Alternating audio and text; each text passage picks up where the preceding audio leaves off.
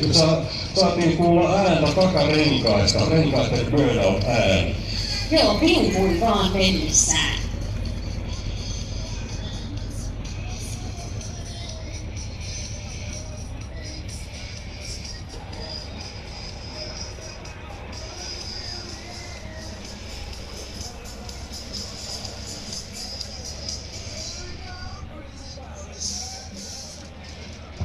Joku tuossa kerkesi jo sanomaankin rataryhmäläisistä, että 10 vuoden päästä voidaan järjestää joka kisa yökisalla, jos nämä yleistyvät, nämä sähkötraktorit, niin äänestä lähde mitään ääntä, niin tänne voi olla ajelemaan. Joo, helposti sit voi lähteä.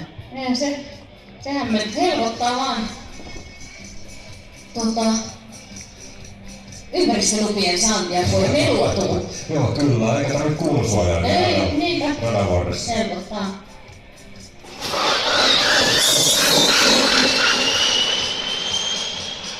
Kylläpä se meneekin kovaa.